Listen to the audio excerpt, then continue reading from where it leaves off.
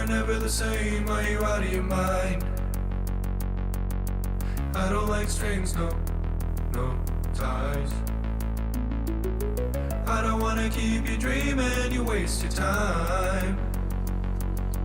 I don't need strings, no lies. You needed something to believe in. 200 miles in the evening, super speeding. Are you leaving right now? When I pretend that I'm your boyfriend, I'll pour the drink so don't annoy me. Are you lonely? Cause I'll be gone till the next when the sun's up. Blame it on me, you can blame it on me. Feeling your touch and I'm feeling so sweet. Hey. Blame it on me, you can blame it on me. Never turn back when I'm going full speed. Ooh, live fast, drive fast, like 200 on the dashboard. Ooh, it's my way, even if it is a crash course. Live fast, drive fast, like 200 on the dashboard. Ooh, no one can slow down, I just wanna go faster. Work, switching lanes, doing work. All I hear is heavy metal. Dripping tears on my shirt. 777, just a little piece of heaven. We don't know how to act now. I don't wanna come back round, no. I don't wanna let you down. Told you that I'm leaving now.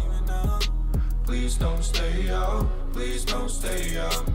You needed something to believe in. 200 miles in the evening, super speeding. Are you leaving right now? When I pretend that I'm your boyfriend, I'll pour the drink so don't annoy me. Are you lonely? Cause I'll be gone till the next when the sun's up. Blame it on me, you can blame it on me. Feeling your touch and I'm feeling so sweet. Blame it on me, you can blame it on me. Never turn back when I go full speed. Ooh, live fast, drive fast, like 200 on the dashboard. Ooh, it's my way, even if it is a crash course. Live fast, drive fast, like 200 on the dashboard. Ooh, no one can slow down, I just wanna go faster.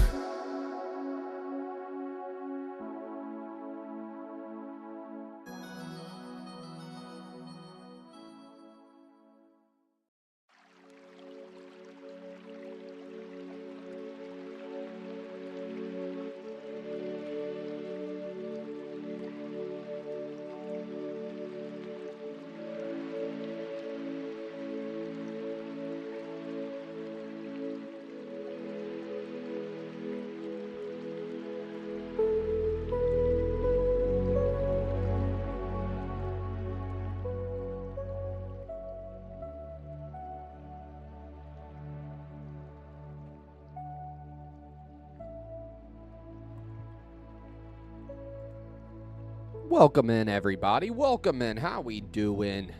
How's it going? It's been a little while, YouTube. It's been a little while. Where's my...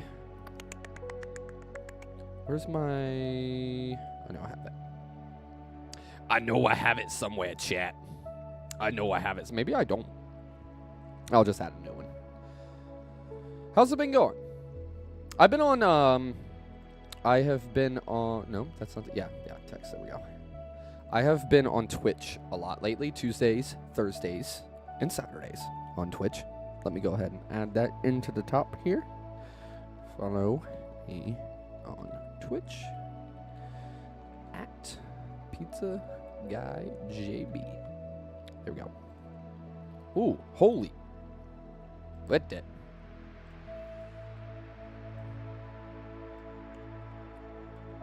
Oh no. Oh no. Oh, there we go, boys. It is... Whatever. We'll put it up here where chat is.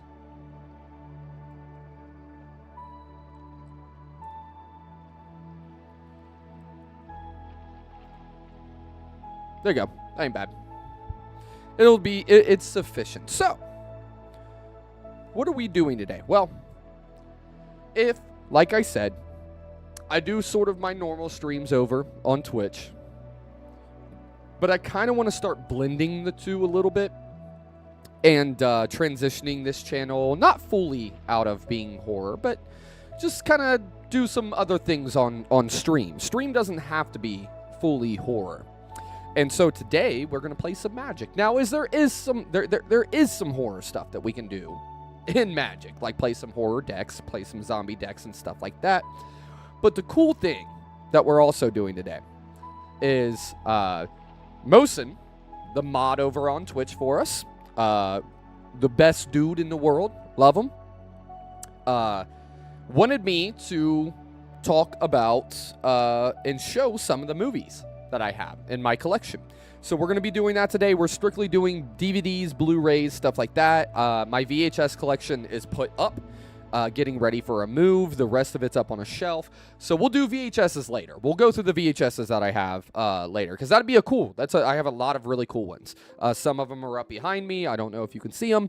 But yeah, we'll do VHSs some other time. But today we're going to be going over those movies after we play a little bit of Magic.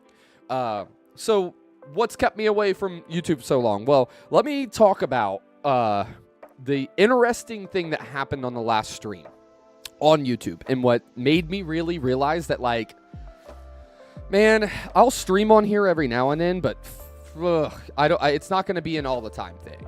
Just like how Twitch is, like a weekly thing. Maybe I'll do one a week on here, just because I have a bigger following on here. I do like my channel. My channel has grown, and my channel is something I'm very passionate about.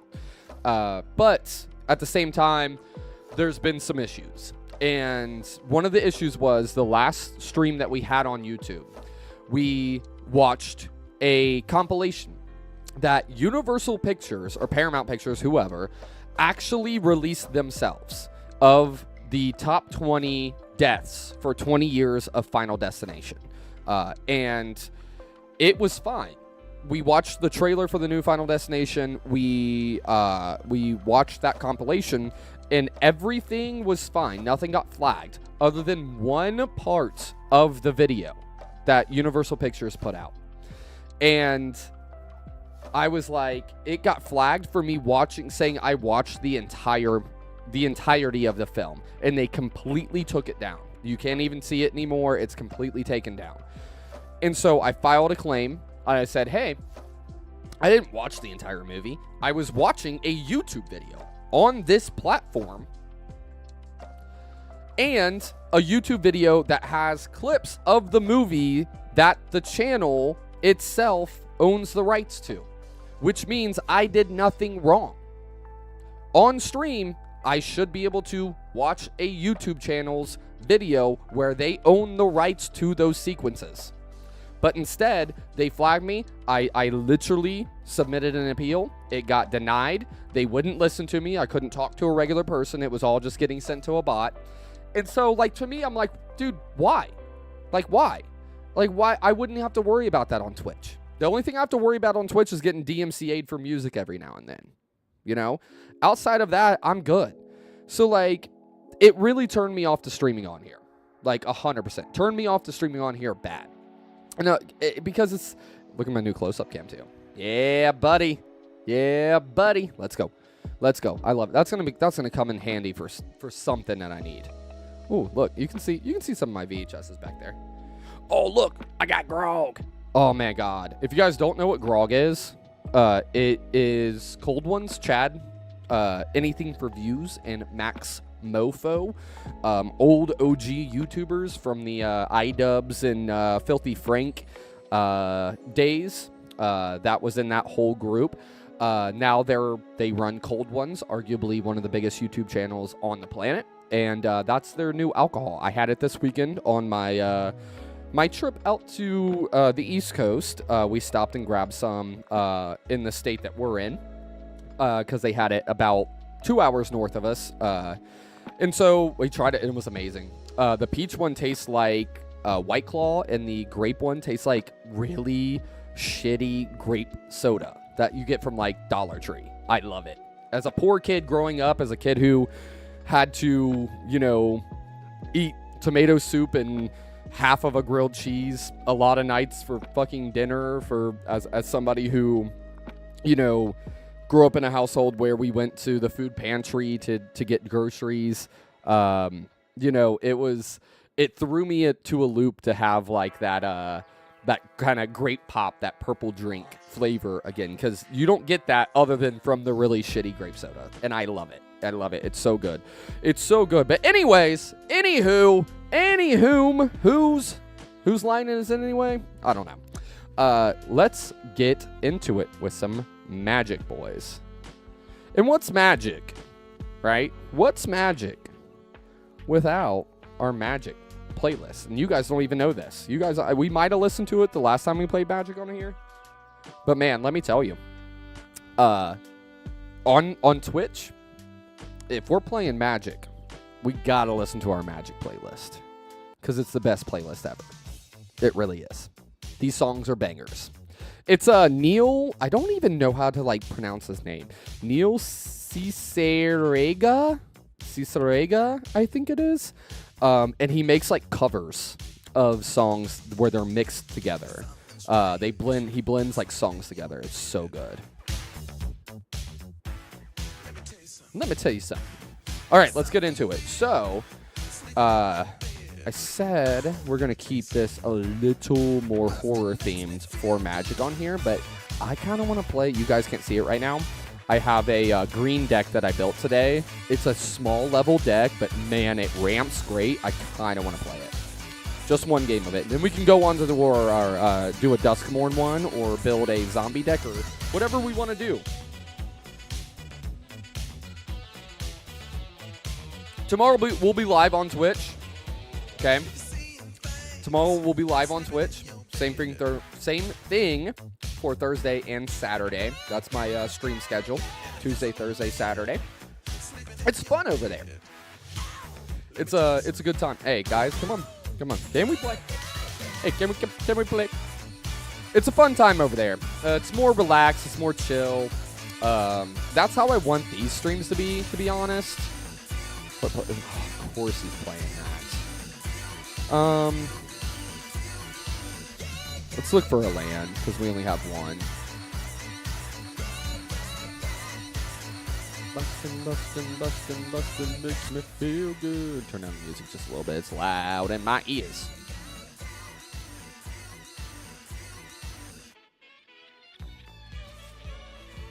But yeah, we do a lot of fun stuff over there. Ghost bed. Damn.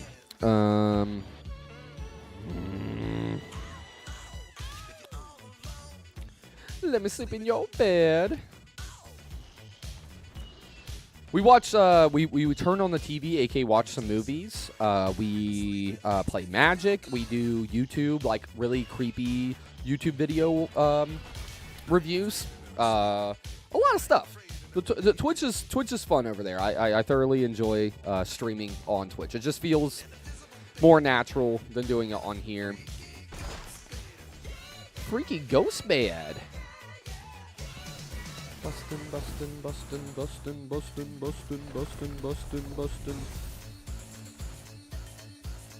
Fight him. There we go. Nice. Cool. So this green deck is all about these little creatures. You can see insect, a plant, a scarecrow, or a plant druid. No, he's not. He isn't just a cactus, isn't he? I always thought he was a scarecrow for some reason. A fungus snake. And the goal of this one is to ramp our power and defense up. So, for example, this gives us +1/+1 extra for each time I add a 1/1 onto somebody. He is the amount of lands that I control. We'll go him. Then when I play a land, he lets me add one to another creature. And just like that. He doesn't have anything that I can do. We'll pass because he has 2 3/3s up, and I'm not ready to hit him. Wicked. Wow. Wicked Wild Wild West. None of this. Buffalo Soldier, look, that's what I told you. I've said this on stream before while listening to this song over on Twitch that, oh, you son of a bitch. I hate you. I literally hate you. That's all right. He has Death Touch. Now who you gonna call? Now who you gonna call? But I've said this, I know this entire song so well, like the actual song, the Wild Wild West, because I had this soundtrack when I was a kid, because I was obsessed with Will Smith. I loved rap music since like a very early age. I really liked rap music. But I was in that time period where like the Fresh Prince was super huge, and then Men in Black was super huge, and it was just that time period where it was like, oh yeah, like you love, like Will Smith was just everywhere, like absolutely everywhere. I don't want him teaming up on one of these dudes, so he could hit me with 6 with those, or block with 6, and it'll kill him, and I don't want that to happen. Nice. He's playing a dinosaur deck. I'm the slick and wicked. Wrong trigger coming. Wrong trigger coming. Boom. Boom. We're ramping, baby. We're ramping.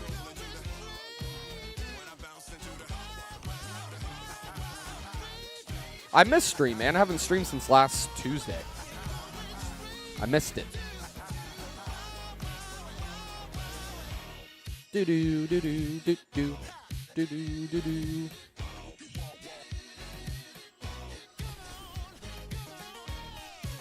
We went to some cool places on the East Coast, though. Went to this like anime store. I got these Demon Slayer. They're earrings, but I used them as I'm using them as a keychain on my. I put it on my keychain, and they're literally his earrings in the in the movie. In the he doesn't have any more. Do I have? Yeah, there we go. Cool. In the show, they're his earrings. I can't talk today, dude. I'm mentally exhausted. But no, we went to this cool anime store. We went to this place on the boardwalk that had like magic cards and vintage toys. Bought some magic. It was just a good time. It was really cool. It was really cool. Plus, what we had to go to, the wedding that we went to was, I mean, amazing. It was beautiful. It was fun. It was just a blast getting to see everybody that we don't get to see very often because we live states away. And it was a blast. It was so much fun. I literally had fun, but I am mentally, socially, physically exhausted. Absolutely exhausted. Socially, man, it is hard for me to go day in and day out, like, interacting with people. It's just not, I have a rough time at it. I do the best I can without trying to seem, without coming off as a jerk, like because I don't want to come off that way. And I'm legitimately having a good time. But I get home, or I get done with whatever I'm doing. Sacrifice an artifact, there we go. Whenever I get done doing something like that, where I'm around people constantly for multiple days, like, my brain is just mush. It's a lot. It's a lot.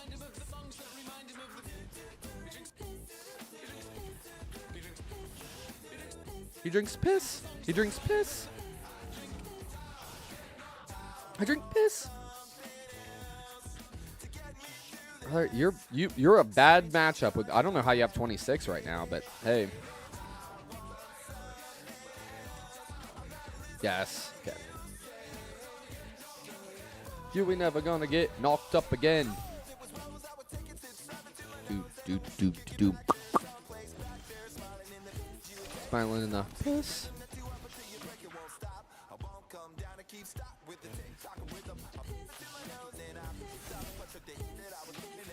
Do you have any more creatures?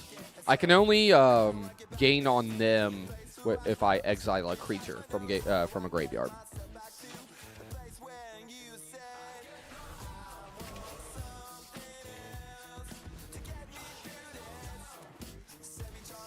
I'll tell you what, though, I had a lot of good food. A lot of good food. But as soon as I got home yesterday, like last night, I went straight to get, like, the main food that we, like, in my city where I live, eat. And it was so good. So good. I was craving it. Scoo-doo-doo-doo. Scoo-doo-doo-doo. Ba-doo-ba-boop. Okay, bud. You're not going to just sit there and be able to do that. I'm just, like, I'm just being 100% honest with you. You're not going to be able to just sit there and hit me with 2, because at some point, it's just not going to work.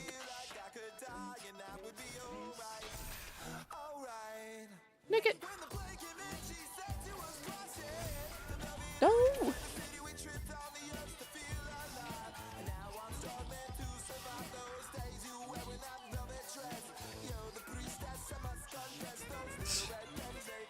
So annoying. This is so annoying.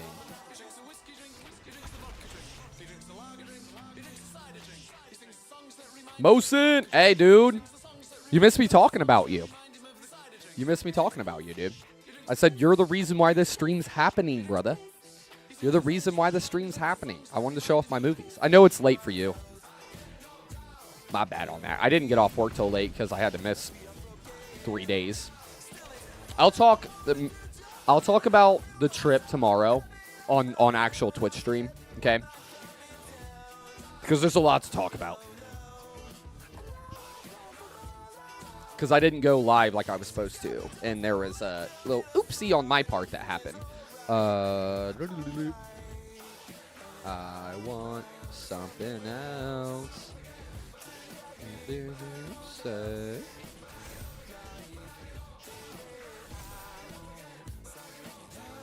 I'm going to sit here and let him hit me with that, and I'll just keep ramping up my dudes. But eventually, one of us is going to have to swing or go.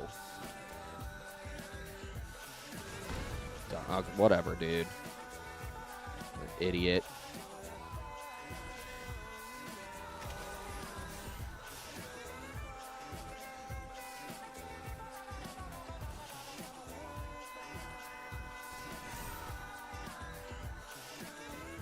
You know what? Screw it. I'm swinging, bro. I don't care.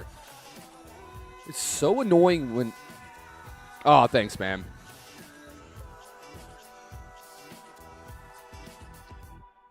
Oh, sick. Heck yeah, dude. Heck yeah. Is he not going to block?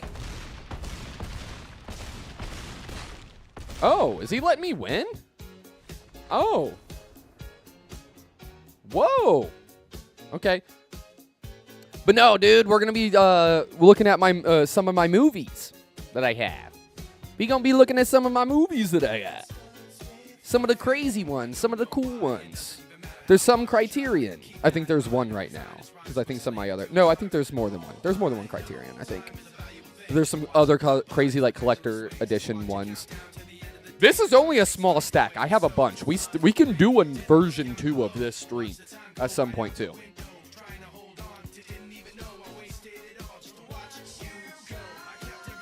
But let's switch to a deck that's more horror-based before we get into doing that. I just want to play a couple games. I always like starting off stream on here a little bit more relaxed and then getting into the content afterwards. What's a good horror deck that I have? This is a pretty good one. Oh, yeah, dude. I picked out some cool ones. Some shocking ones at that. Myself how I tried so hard. Oh, this is a good horror one that I built. This is a good horror one that I built. This is a Manifest Dread one. I don't think it's great. Like, it's not great. It's good, though. I won a couple games with it. Oh, no, I forgot I changed it. Isn't horror. Dang. I had to add stuff to it because it wasn't very good. All right, let's pick a different one. I wish they had the Evil Dead prints on here for cards. Like, I'd have a zombie apocalypse, like Nobi's Incantation. That'd be so sick. Let's do it. Let's do a horror deck. Okay. Oh. Don't want to do alchemy. Let's do standard. Let's see. Do I just have horror? There we go. Zombie horror. Do multicolor. I don't know if it's going to be very cohesive. It definitely isn't. It definitely is not going to be cohesive. A Phyrexian horror. Okay. Can I craft more of him? Oh, no, I can craft more of these. Oh, heck yeah. Let's do that. Let's go. Wasting my wild cards, but I don't care. I don't know why. Couple of these. A Phyrexian horror. What are you? What do you do? Phyrexian horror bird. When this creature deals combat damage to a player, proliferate. Ooh. There's not a lot of those.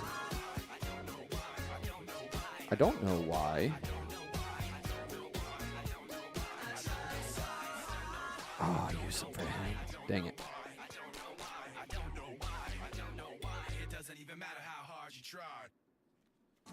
I don't know if we're going to have enough for a deck. 1, 2, 1, 2, 3, 1. 1, 2, 1, 2, 1. Oh, no. Thank you. Let's do blue, black, white. How about that? It's going to be a big boy deck. Wake up. Wake up. Make up.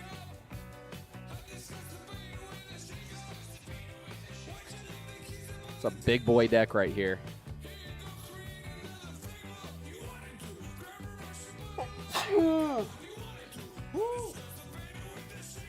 Excuse me.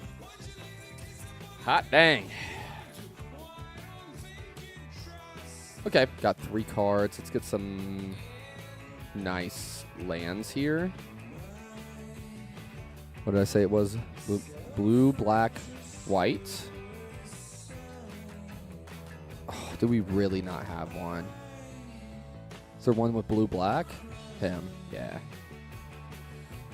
Angels deserve to die.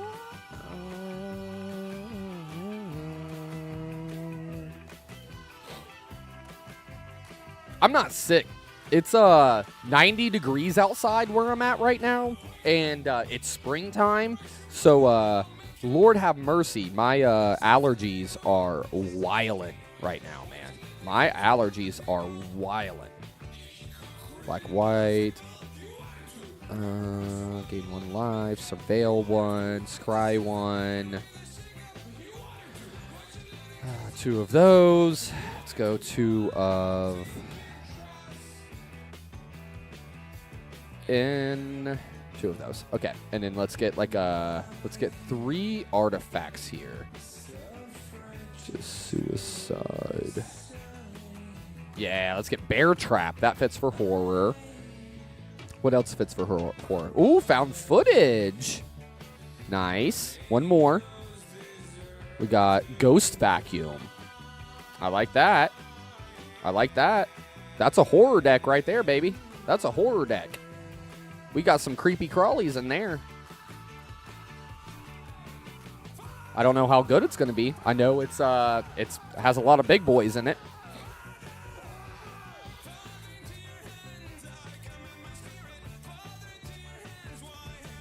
Forsaken me. Mosin, what are you? Are you have like a cold? Mio. Not terrible. I would like 3 lands, but we'll see how it plays. I have my little Minstrosity to play. He's a little mint monster. See him?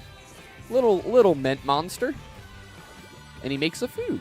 He's made out of candy canes and mints. Oh, what are you doing? Come on, man. It's not that serious.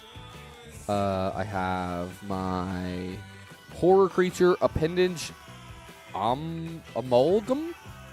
Nice. Flash whenever this creature is in surveil. Okay. Yeah. When you're surveil and look for a... I don't care about swinging him. There we go. You don't know why? Dude, having like a cold sucks. Is he playing like a horror deck too? Better than yesterday? Yeah, that's good to hear, man. There we go. Now we'll get some blue in there. Until the end of turn, creature gets +2 flying because of a horror enchantment. Say what? Ooh, hoot, hoot, hoot. Say what? Perfect. Actually isn't playing terrible. Help me.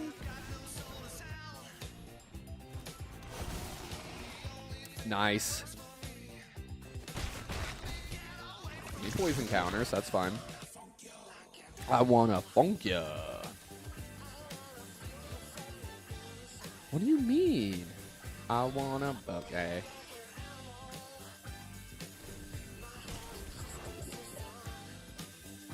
I'm curious on what's going on. Is he ramping for like for poison counters? 10 poison counters will end the game for me. Or for him, I guess.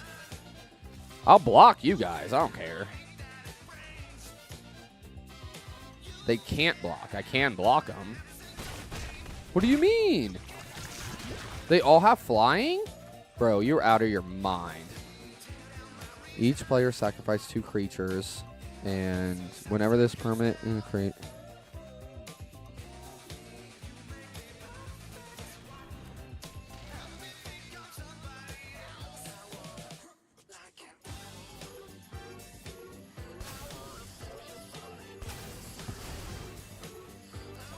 Get down. Yeah, I'm out. I'm out, bro. You're playing some stupid shit. You're playing some dumb shit. I am out.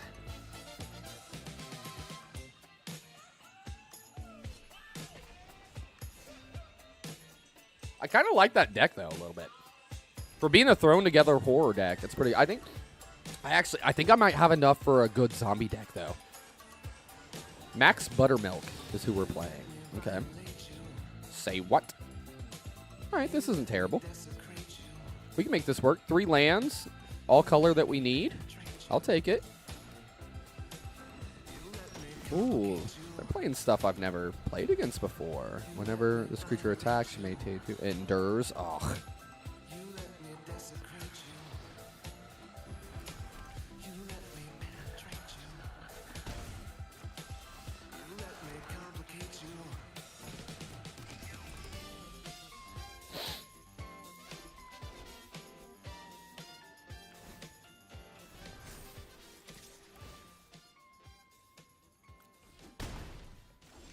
He's going for it, isn't he?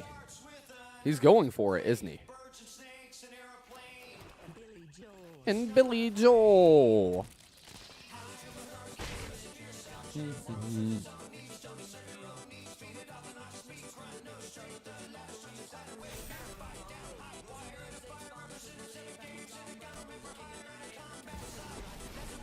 Of course, the freaking Planeswalker.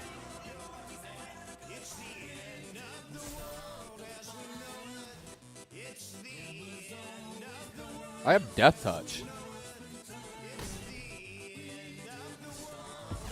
Thank you.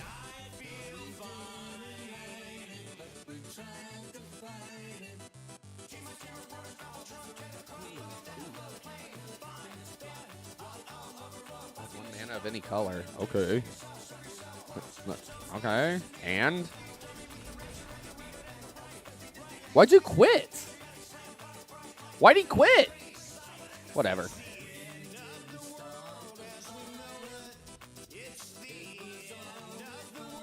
One more with this one, then we'll I'm gonna look what zombies I have.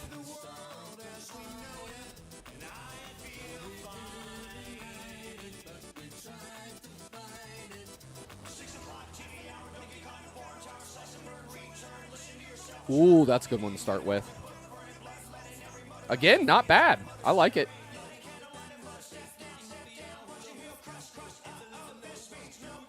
But it's weird, though, because, okay, so hear me out, Mosin, whoever else is watching.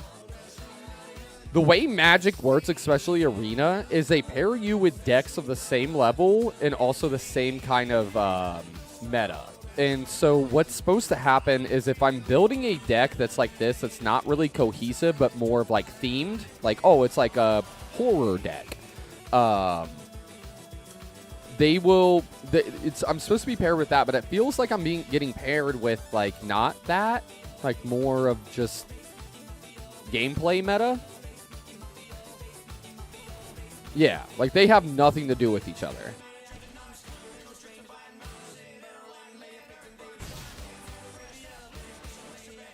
Let's get him out.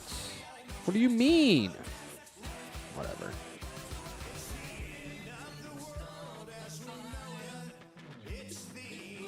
All right, let's see what zombies we have.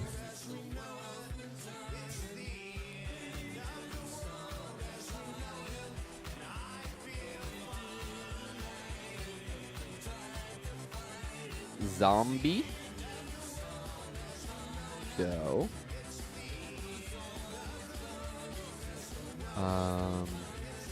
What has good zombies in it? Well, I guess in any zombie, but I think black blue is mainly zombie. What do you do?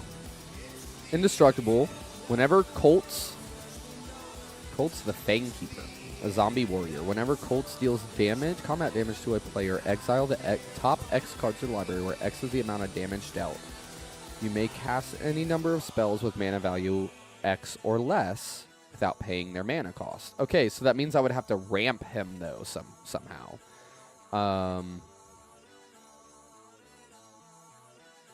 Blue, black, green? Blue, black, green. I guess that's what we're going for. Okay.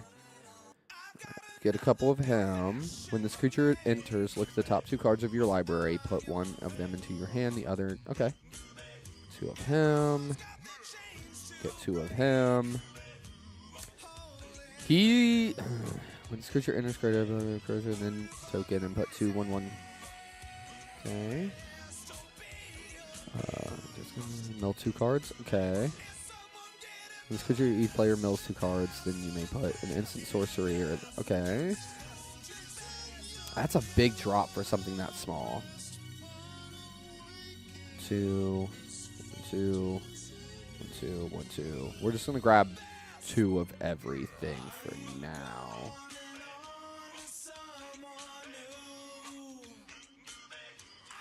Two, one.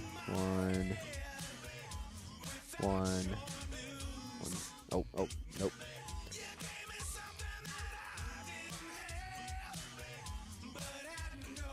Two of those.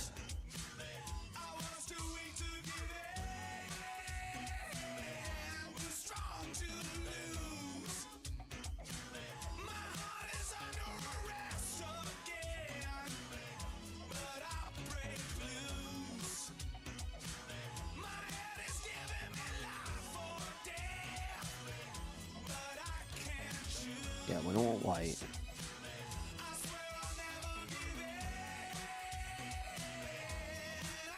Oh, we're not too far over. 65. Then we'll throw some lands in here.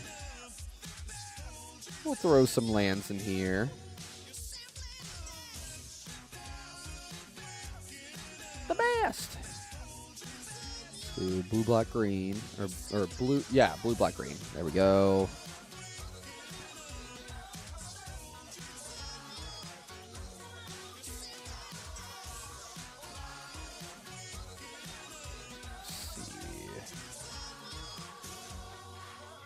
blue, black, green.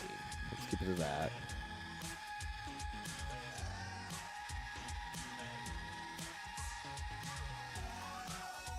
Two of those. Black. 2 and 1, 2. Okay, and add a couple. 3, 4, 5, 6, 7, 8, 9. There we go. All right, let's play the zombie deck real quick, and then we'll wrap it up, and we'll start talking about some newbies.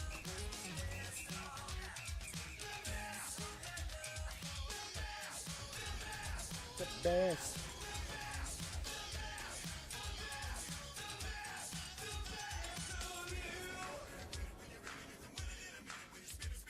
You can win it in a minute when you spin it, spin it, spin it.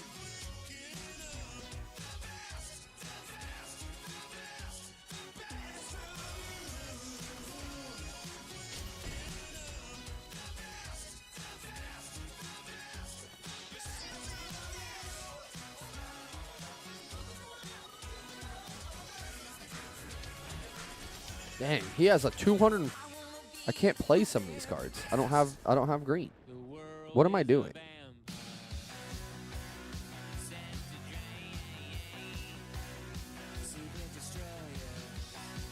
What am I doing? Edit deck. Yeah, get rid of this shit. 2. Black, white. No, we don't need white. Need black, blue. And then we need blue, green.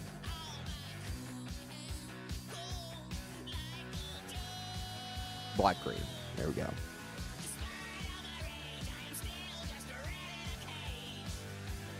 And then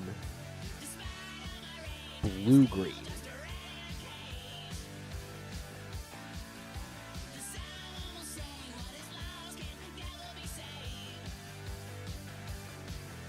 $75. There we go. Now we're good. I had the wrong color mana.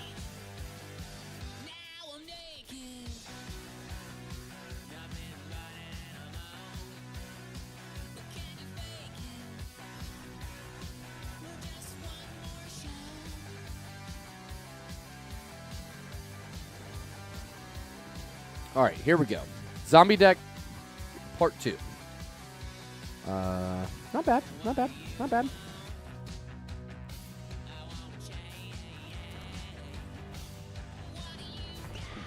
Military players, mill 2 cards.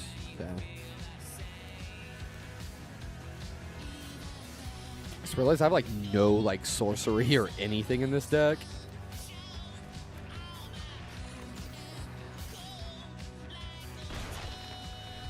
Deathless pilot. A zombie pilot. Well, that doesn't make any sense. Oh, screw you. Screw you. Lord have mercy. I hate people who play this freaking cheese deck. That's all it is. Absolute cheese deck.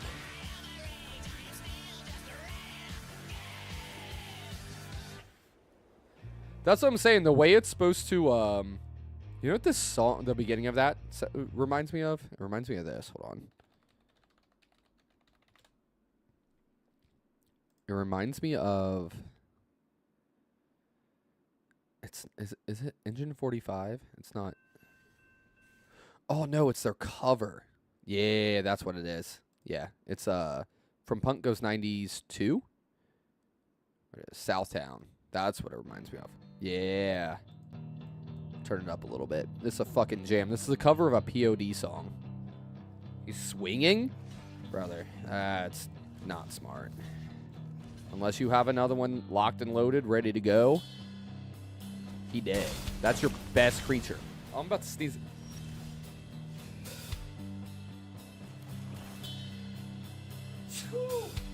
Woo! Told you, man. My allergies are lighting me up.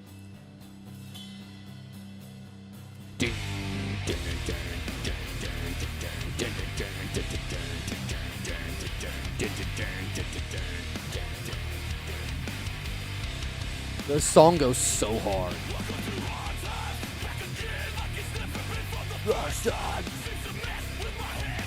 Realize.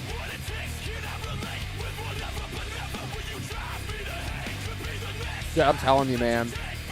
It's every day. My eyes are watering. My nose is running. Dude, the allergies, my allergies are so bad here. We have so much pollen.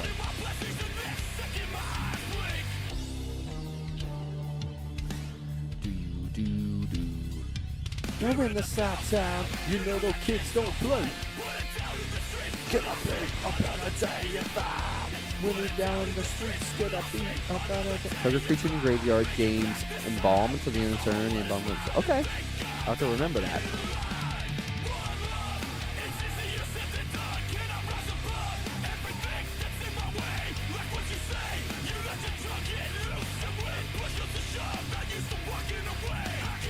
Yeah, this ain't working. This is not working.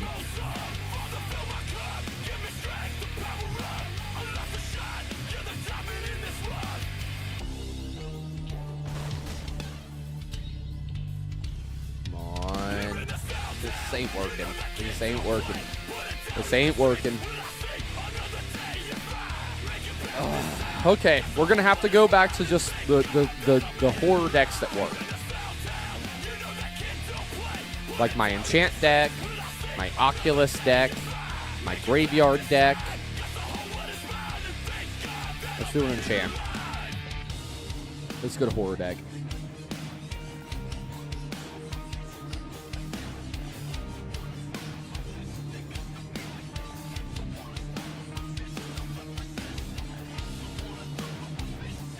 Perfect.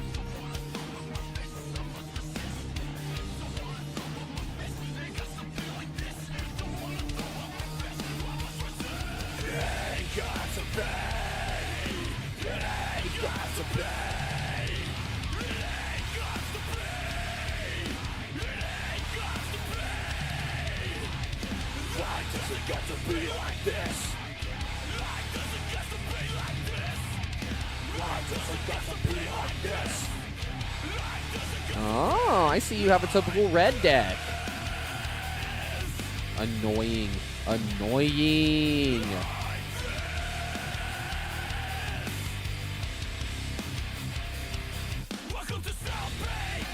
Kids don't play. I ain't got anything. That did not work out the way I wanted it to.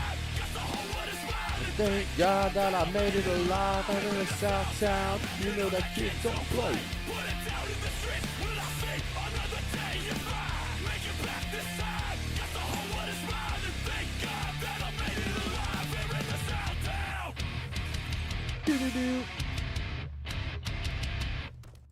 Alright, we can go back so we don't get DMCA'd again.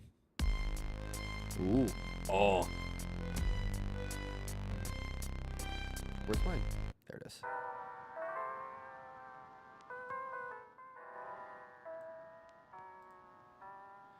My Lord of the Rings deck. There we go. This is more like it, boys.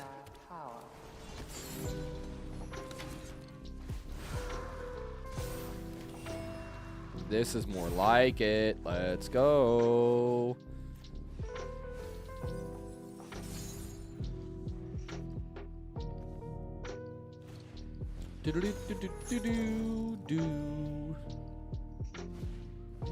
Thanks, you just keep giving me life. I appreciate it.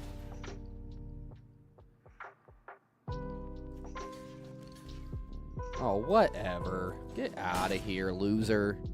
Get out of here, loser. I want to draw 3 cards. There we go. Let's get them all hyped up. Draw 3 cards. There we go. Discard a card. Him. Play him. Boom. Let's go.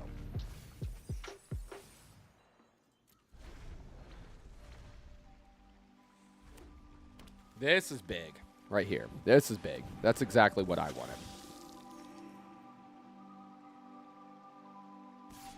Why are you swinging? Why are you swinging? Why are you swinging? Like, Okay. Cool. I'll take that.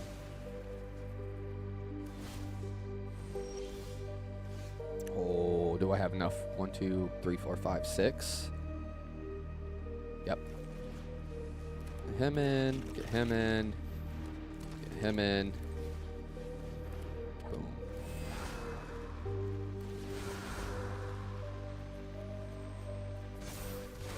There we go, boys.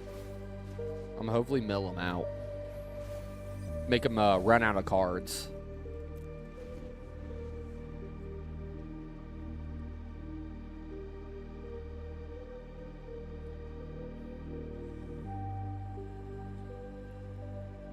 We'll see. What's a Yeti? Like the cup?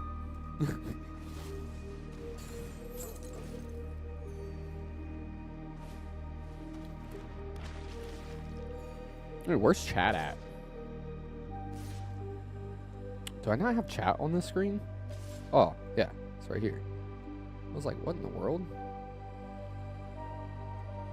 There we go. A Yeti.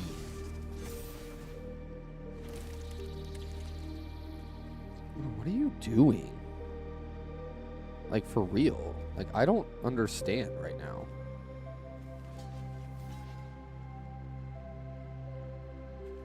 Like, here, now.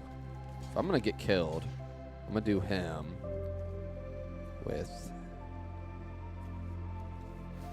him. Then I'm gonna do him and him.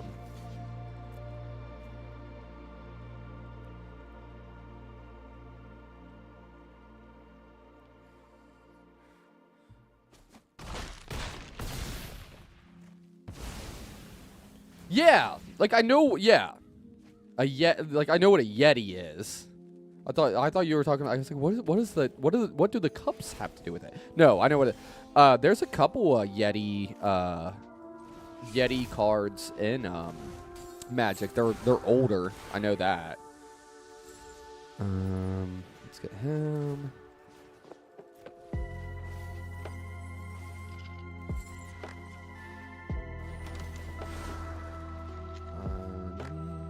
Do.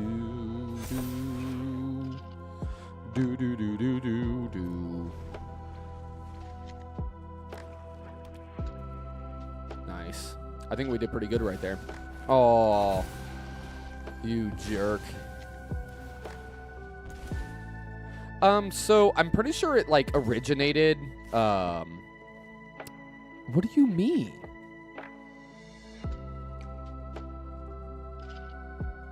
No, I don't care about that. Bro, like, what do you mean?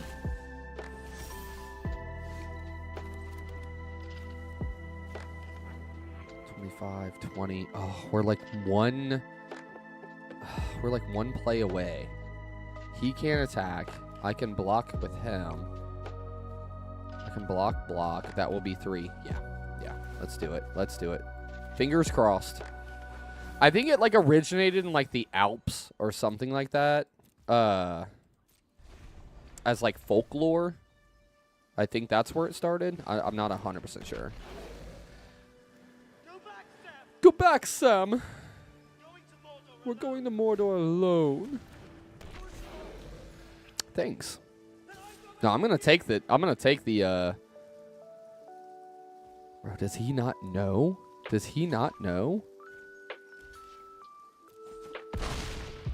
Wait, why did he do that? Oh. Why did he do that?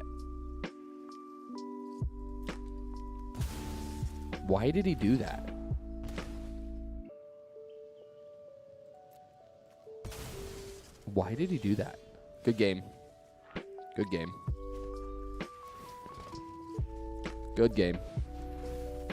Boom! Milled you out.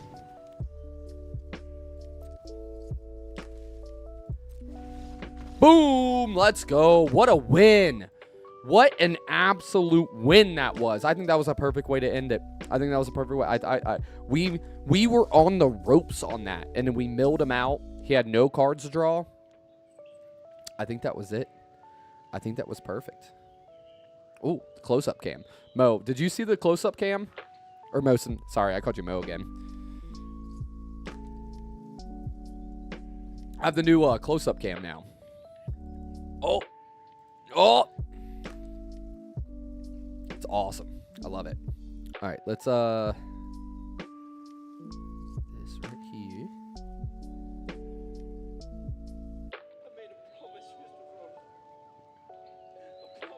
Said don't do it again. There we go. Okay. So let's do close-up cam for our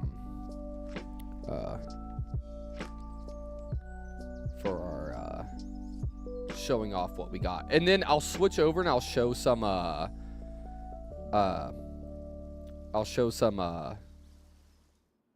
trailers and stuff, or scenes from like the movies that I'm showing off. Okay, let me grab my stack here. Okay, let me grab my stack.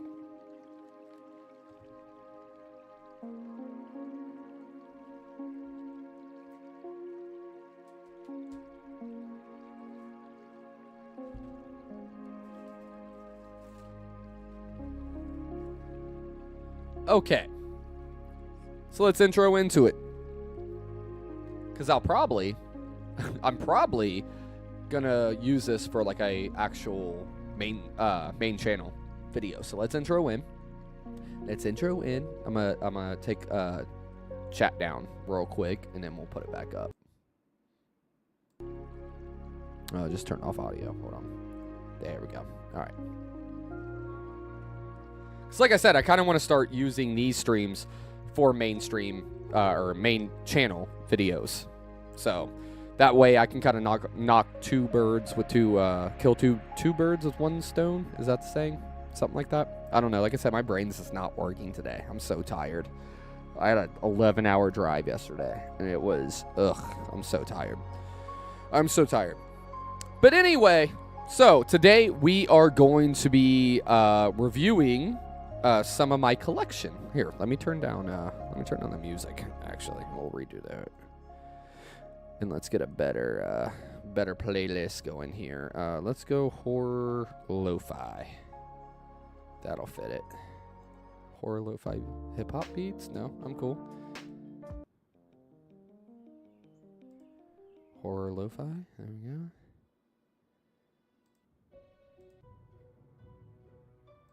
Okay.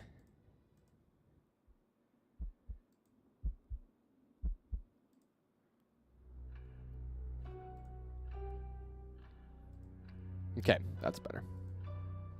Okay, so today we're going to be reviewing some of the movies I own. Today we're doing just straight DVDs.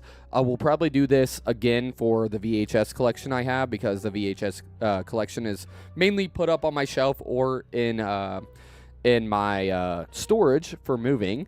That way they stay nice and safe. So today we're just strictly doing DVDs. We're going to be having some collector's edition, some limited release stuff, and some more niche underground type stuff within the ones I have. I have about 10 movies here that we're going to go through. As we go through them, we'll bring up some of the scenes or some of the information about what the movie is, so that way everybody here knows and sees what the movie I'm showing is, and you guys can make a educated decision on whether you want to check it out or buy the version that we have. I love my collection of movies. It's probably something that I've been collecting longer than pretty much anything my entire life. I've collected movies since I was like 18 years old. And so I have a extensive collection of horror. We're not going to be doing all of them, but just some of my favorite unique and niche ones that I like. So the ones we're going to start off with right now is probably, in my opinion, if not my favorite, one of my favorites that I own, and that is, it's in plastic right now. I'll take it out. It is the Evil Dead Necronomicon. and it is actually, as you can see, smushy. You know, it's not like hard plastic. You can kind of, and it is tore up a little bit up here. I've only seen these around at a few places. I haven't seen a lot of them. They made them for Evil Dead 1 and Evil Dead 2. And the ones that I have found out in the wild are pretty beat up, pretty torn up. The only part that we have that's bad is right here at the very top. It was like that when I got it. But overall, I think it's still in pretty solid condition. But the coolest thing about it is that it's actually a full book. It's actually a full book. Evil Dead, Book of the Dead. And then it actually goes through and does an introduction. And it has literally all sorts of stuff. I don't know when this was released. I'll have to see it. I'll have to see when... Like, look it up. But let's see here. So it has just a bunch of really cool stuff on the inside. And then once you get to the back, it has a little insert here. That's so cool. And let's see here. It has a nice little Evil Dead book. And it looks like it just goes over, you know, behind the scenes stuff with Sam Raimi, and then we have a nice little subscription here. I'm trying to see if there's a year on this. There was .com, so this has to be, you know, within the 2000s. I think maybe probably early 2000s. Let's see here.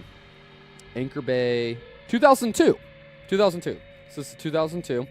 And then as you can see right here at the very back, boom, the DVD. It's so cool. I love this. I love it so much. If you're an Evil Dead fan, if you're a fan of Sam Raimi, of Bruce Campbell, this is a must own. Go out and find yourself one. Like, I kind of want to see, where is, take down Steam. I kind of want to see, let me take it down real quick while I Google. Evil Dead DVD Necronomicon. I want to see how much it's going for.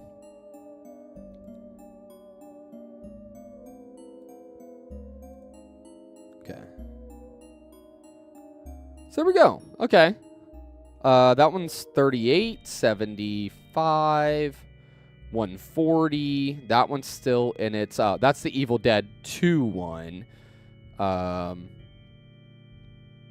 Oh, that one's signed by Tom Savini. You guys can't see that one. That one is. Yeah, so I wouldn't, I mean, there's not a ton of them as I scroll down through here. Like I said, they're not, I've only seen a few of them out in the wild. And the Evil Dead 2 one actually is at a place close to us that I kind of want to get at some point because I love Evil Dead 2. All right, moving on. Moving on to the next one. There. All right, this is a big one for the next one. This is a, not a big one. This is a controversial one, which I would say the majority of these are controversial.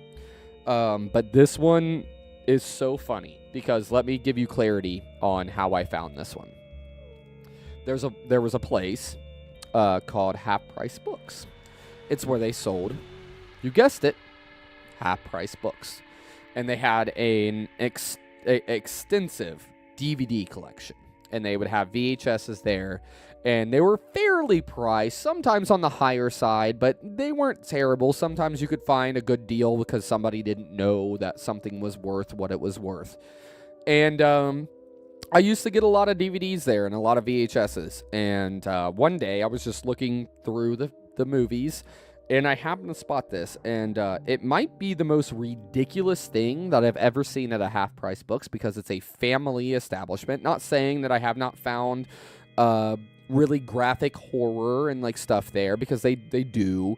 But this is something that I was very surprised, and it's not necessarily horror. Actually, I would go out of the way and say it's not horror. It is historic, I would say. It is a period piece. And just something that I am so, I don't know, kind of hyped about having in a weird way, and that is Caligula. Now, if you don't know what Caligula is, it is starring Malcolm McDowell from Clockwork Orange, from Halloween, the Rob Zombie remakes, from a lot of stuff. It's Michael McDowell. If you don't know who he is, look him up. You'll know who he is as soon as you see his face. This is the 20th anniversary digitally remastered edition. It's completely unedited and unrated. If you know anything about this movie, you would know that it being unedited is, well, that's an understatement, because the edited version is pretty much unedited. So essentially, let me read the back of it for you. That way you can kind of get a synopsis of it if you don't know what it is. This is what the back of it says. Caligula may be very well the most controversial film in history. Yeah, I mean, I sort of agree, but don't. I think there's more controversial films out there. Only one movie dares to show the perversion behind Imperial Rome, and it is based about Imperial Rome. And that movie is Caligula, the epic story of Rome's mad emperor. All the details of his cruel, bizarre reign are revealed right here. His unholy sexual passion for his sister, his marriage to Rome's most infamous prostitute, his friendishly innovative means for disposing those who would oppose him, and more. The combined talents of cinematic giants Malcolm McDowell, Peter O'Toole, John Gielgud, and Shakespearean actress Helen Mirren. Helen Mirren, man. Along with the acclaimed international cast and bevy of beautiful penthouse pets, make the unique historical drama a masterwork with the screen. Now, I'm going to have to be very careful with this one to make sure it does not show anything.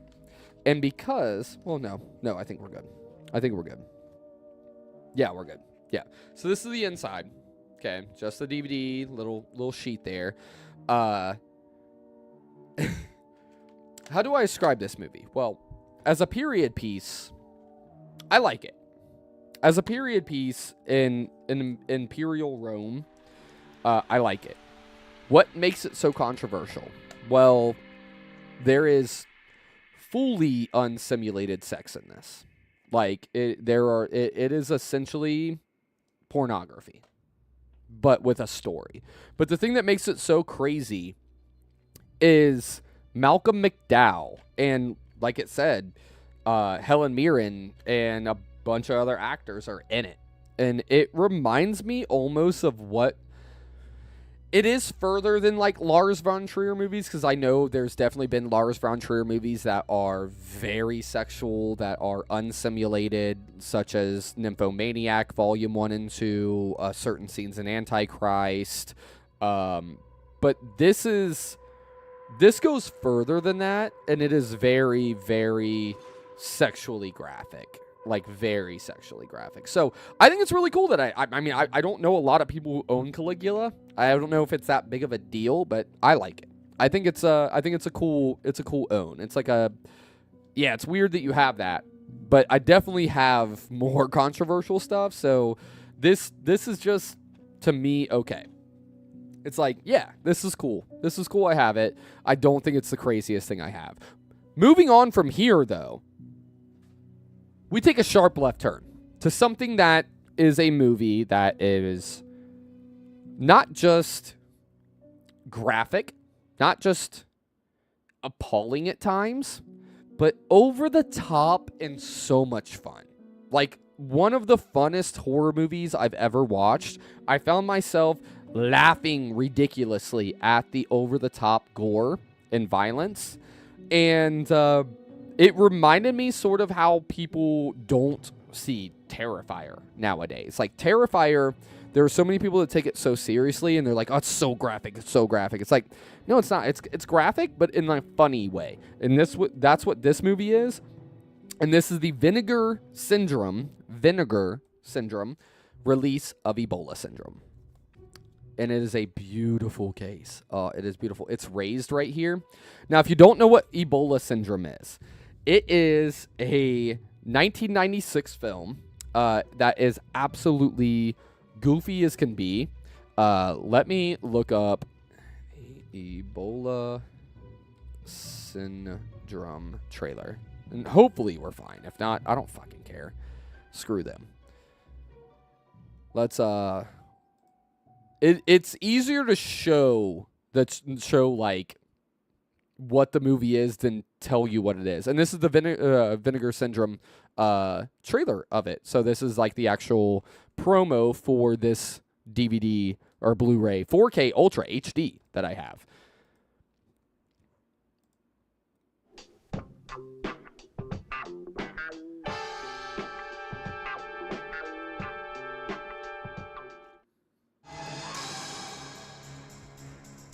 It's so goofy. It's so goofy. I love it so much. The gore is so, like, practical and over the top.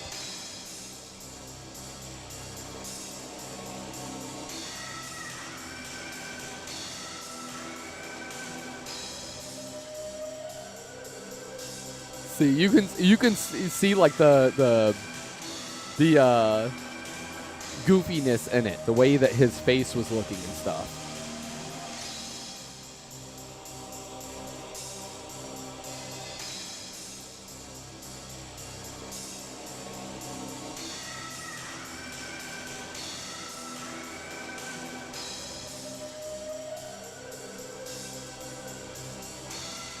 I love this movie so much.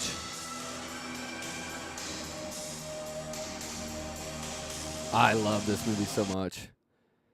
Do they have, like, the actual trailer? Yeah, here we go. Maybe this will actually have, like, dialogue in it.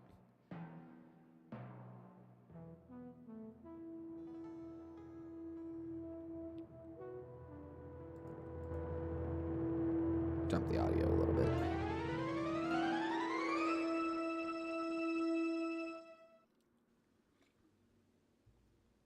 It's such a fun horror movie.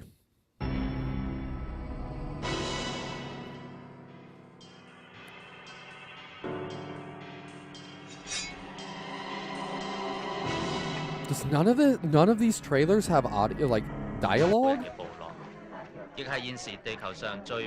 Oh, here we go. Okay. Oh. We didn't see that. We didn't see it.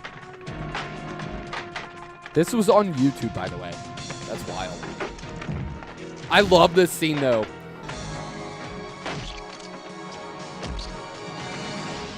It's so ridiculous. Okay, so in that scene, he puts the dude's like head in the door.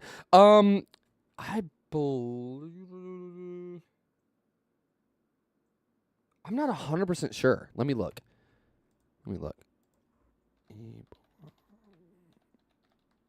It might be English, Cantonese, Mandarin. Yes. Yep.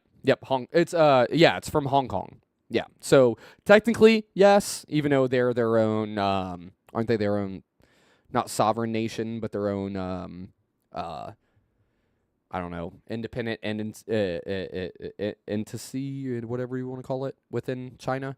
But yeah, it's from Hong Kong. Yeah.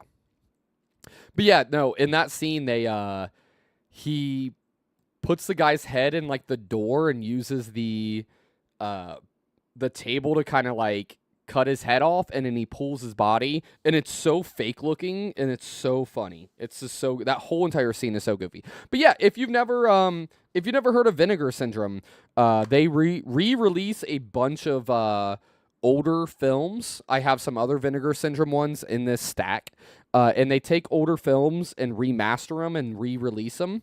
And when I saw that they had the Ebola Syndrome one, I had to get it. I had to get it. It's so cool. There's like tons of little Easter eggs inside of here. It's like almost like an interview. It's like an interview book going over everything having to do with the movie.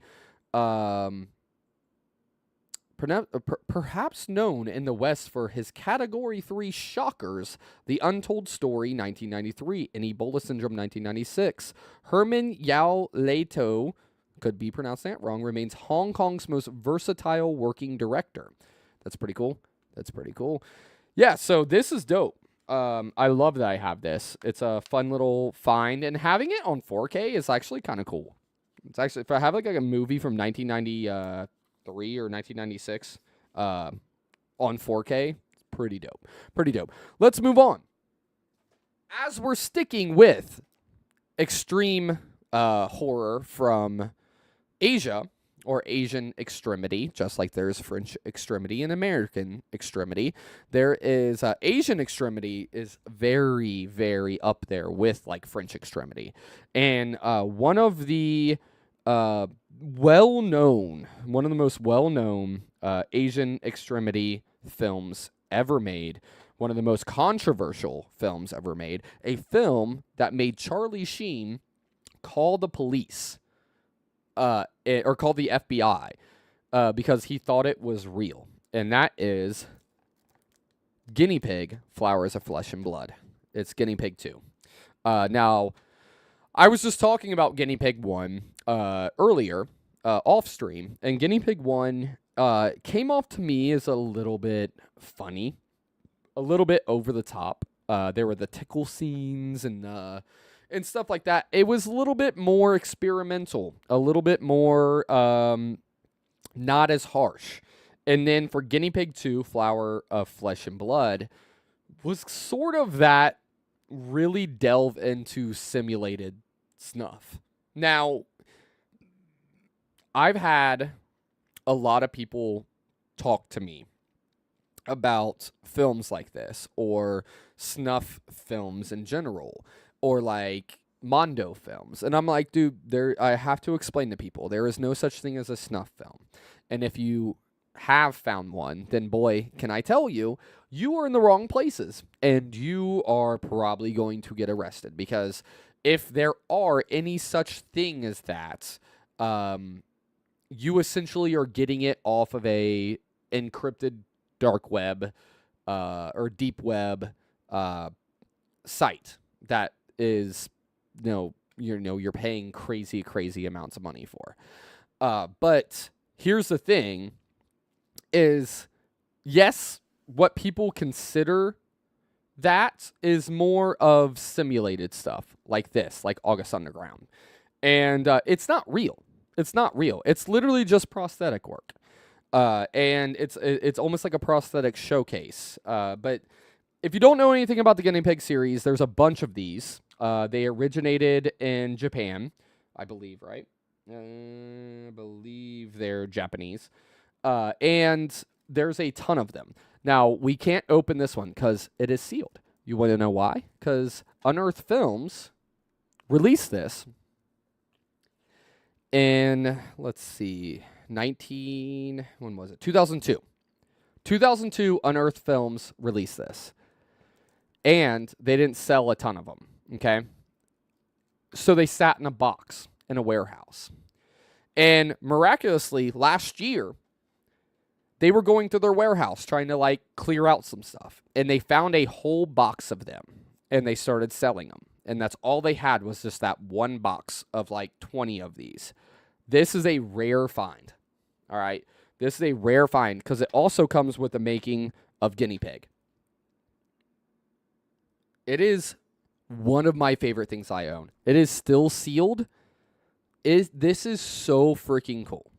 And if you've never seen Flower of Flesh and Blood, look, I'm going to be 100% honest with you, man. It's graphic. It's graphic, but it's good. It's good in a, if you like simulated stuff, if you like extreme horror, it's a must watch. It really is. It's very graphic, but it has at least somewhat of a story. a little bit, not a lot, a little bit. And overall, man, the Guinea Pig series is something that I have close to my heart because it's just such cool Japanese extremity. And having this is so cool. And I have a ton more Japanese extremity over here. But we have to move on to a different extremity film. And this is where we start to delve into, some of the... This is a movie that I would say is a 50-50 with people, where they either view it as the most disgusting, disturbing, horrible thing they've ever seen, or they view it as so crazily absurd and graphic that it is almost laughable at times. Me, where I stand, is that I believe that this movie that I'm about to show is misunderstood at times. Do I take up some of the things that happen in it? No, I don't take up for it. What I do take up for is that it's a film with a deeper meaning that people don't seem to get, which is completely fine. Everybody's allowed to have their own opinions on stuff. And it's a movie where I respect the cinematography, I respect the acting, I respect the prosthetic work, I respect the gore, I respect the meaning behind the film because I understand what they're trying to get at, even though if it doesn't execute greatly at times. This was a movie I had to order from overseas because at the time that I ordered it, it was never being sold in America because it was banned. And that movie is a Serbian film. Now, I own a Serbian film shirt. And like I said, I'm an avid, I would not say supporter of this movie. I'm an avid, what can I say? I don't know. It's hard to explain. I've gotten ripped so many times by people. I've gotten talked trash to so many times by people for liking this film, and I don't necessarily like it. It's more of the fact that I respect it for what it is, and people just can't seem to do that because they can't get over some of the graphic parts in this film, which are very graphic. I need to make sure. Let me fast forward through this. Let me fast forward through this real quick and make sure that there is no. Let me make sure that there is no nudity in this, because again, it's YouTube, and they like to ban me for playing stuff on there, but or for playing freaking Final Destination clips. But I want to make sure, I don't know. I'm not going to risk it. I'm not going to risk it. If you want to watch the trailer, go watch the trailer. I'm not going to risk it because I don't know. There very well could be some stuff in there. But what makes this movie so controversial is a couple things. One, it's very graphically violent when it comes to sexual stuff. It's based around a retired porn star named Milos. He is running out of money to support his wife and his child. So he talks with his wife and asks her that if he can just do one more big movie, and then he's able to retire on that. They'll have enough money to get him through. It'll pay him hundreds of thousands of dollars. And so she agrees that, yeah, that's fine. Go do what you are best at, which is doing pornography. And so he gets linked up through a old partner of his that he would shoot with other movies. And she led him to this man who wanted to be this art director. Like he didn't necessarily view it as pornography, but more as arts. And from there, things spiral down. And this is where it really starts to dig into people, is that there's certain scenes that are just bad. That are bad. And I don't want to go into the reasons why they're bad, just because this is YouTube and this is going to go up on the main channel, and I've talked about it before on the main channel and to some extent. But if you need to read more into it, you can go and look online. There's plenty of articles about what's bad about a Serbian film. But the thing that people overlook is that it's very well shot. The cinematography is very good. I like the story. I think Milos is a likable lead man. And I think it just gets misunderstood. Yes, is there some really messed up stuff in there? Yes, but is it as it's not trying to be fake snuff film. It's not trying to be like simulated reality. It's telling a story, and it's very well shot. And as graphic as it can be at times, it's a watch where you're like, I don't know, man. You're kind of taking in everything, and you kind of hyper focus on the really, really sexual, graphic violence, instead of really focusing on why that is happening. Like in the story, why is that? Like it's not happening for no reason. So that's where people kind of construe it for being like it's smut, instead of just paying attention to what the story is trying to tell. And that is my Serbian film. And I've had this for a very long time. I probably had this since 2013, I think. Moving on to another one that is very sexually graphic in violence, but it is a Criterion film, the first Criterion film in this list. And it is a Lars von Trier movie, one of my favorite directors of all time. If you don't know who Lars von Trier is, he did Dancer in the Dark. He did The House that Jack Built. He did Melancholia. He did Nymphomaniac 1 and 2.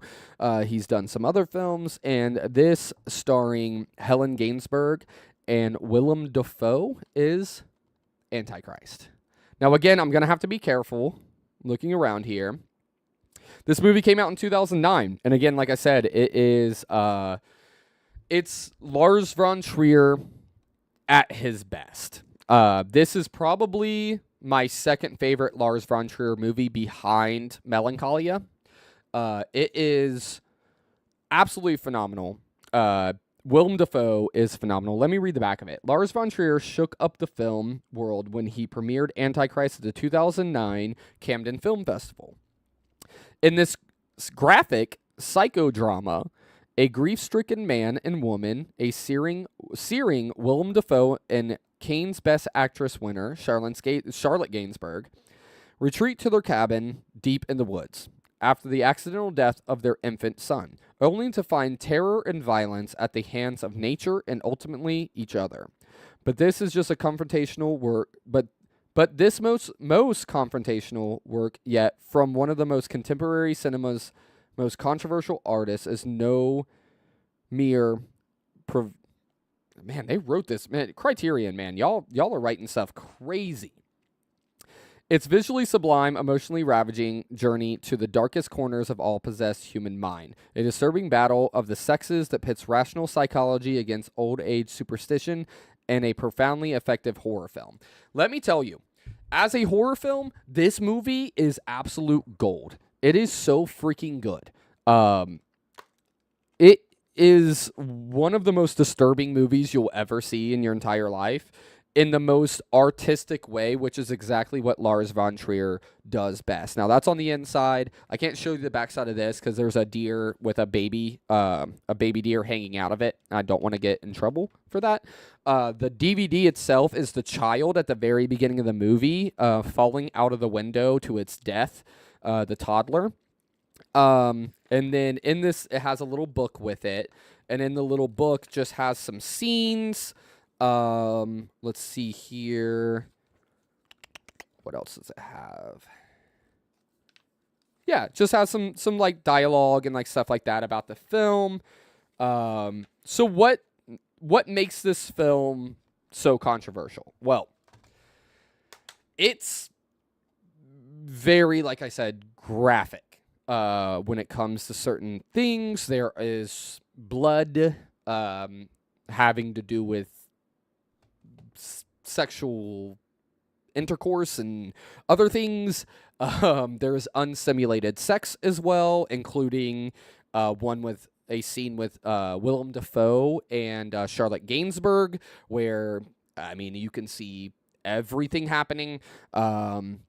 It is definitely a Lars von Trier movie in that way, where not every single one of Lars von Trier movies are that graphic, but if you've ever seen Nymphomaniac 1 and 2, he does not shy away from does not shy away from unsimulated sex, and that's what French Extremity does, and this is French Extremity. French Extremity is just the biggest, like, it's crazy. It's crazy. We have another French Extremity movie up next that we'll talk about, but this movie is a must-watch. That's the reason why it's in the Criterion Collection. It is an absolute must-watch. If you've never seen Antichrist and you're a horror fan, if you are okay with that type of violence, if you're okay with very gory, very dark, disturbing subject matter having to do with postpartum depression, having to do with anxiety, having to do with relationship issues, trauma, this is a movie that you need to see no matter what. It doesn't matter. You need to see it. It's so freaking good. We're going to take a quick BRB real quick. I got to run to the bathroom, and then we'll wrap up the rest of this. We have about 6 more to go through, so I'll be right back.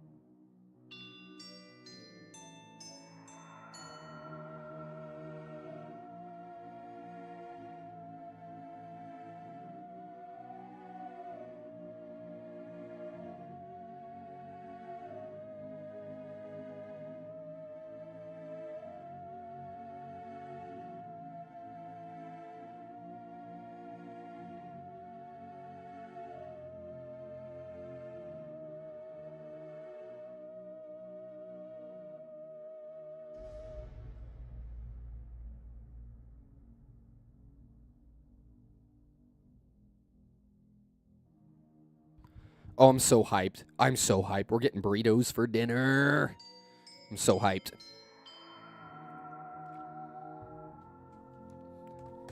I was craving burritos the entire time we were gone. Like, the entire time we were gone, I was craving burritos. All right. Grab another drink. Next up. So, Mosin, you're paying attention, because this is one you probably know. And if you don't know it, to be honest, I'm kind of gonna be disappointed in you. I'm kind of gonna be disappointed in you. Oh, I didn't turn back on chat. We need that. We need that for the video. I'm kind of going to be disappointed in you if you don't know this. This is another Vinegar Syndrome. No, this isn't. This is Synapse Films. They kind of do the same thing where they take old movies and buy the rights to them and re-release them in really cool things. This is a French extremity movie. It is Dario Argento. Okay. Does that give you any hints? Dario Argento. I'll give you another hint. They remade an American version of it, starring Mia Goth and Tilda Swinton and what's her name from 50 Shades of Grey? It's slipping my mind. Crap. I can't think of her name. You got it. Boom. Right there. This is a steel case Suspiria. A steel case Suspiria. Actually, I should probably take the back of this off.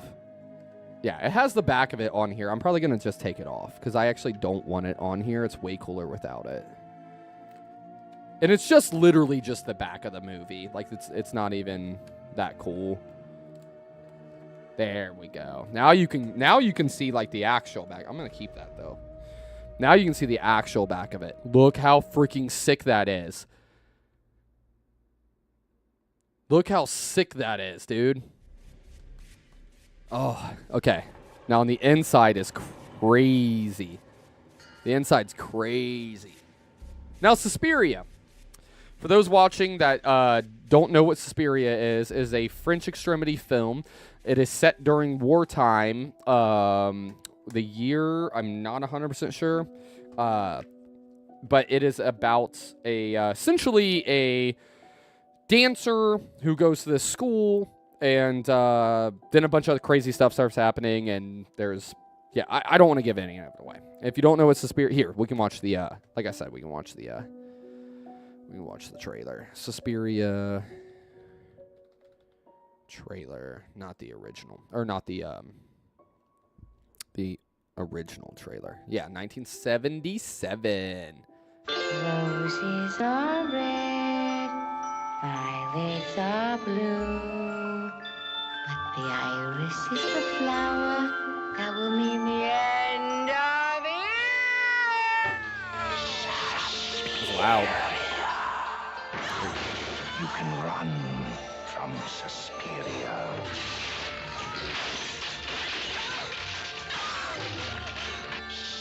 The color is, yeah. That's one thing that's so good about this film, is the color grading in it.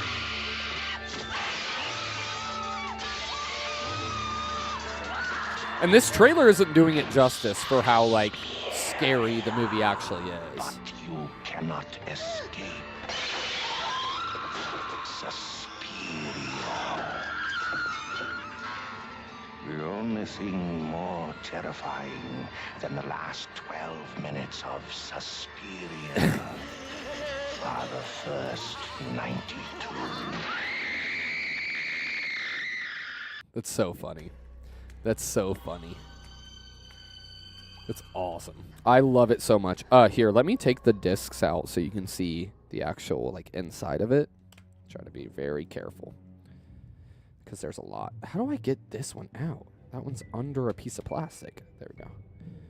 So there's the inside of the case. This is really cool. I think I picked it up. It was a lot of money. It was like $75. I picked it up at a convention.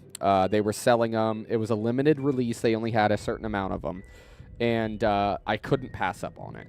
It came with this Synapse film one. And then, yeah, the trailer made it seem sort of like cheesy in like, you know, ooh, scary horror movie. But no, it's definitely more intense, more symbolic than that. Also, I spoke wrong. It's not French extremity. It's Italy. But either way, they kind of all merged together in that area to be sort of the same during the 70s. But it does come with, like I said, this little book, like most of them do, that kind of goes behind the scenes and gives you a little bit more depth about what goes on behind the scenes with the movie. The front of the book is really, really cool. Criterion should release it 100%. 100%. I'm surprised they have not yet. But yes, so the hard metal cover, Suspiria, this is like one of my favorite ones that I own. Coming back to what we started with, I have a really, really cool version of an Evil Dead film.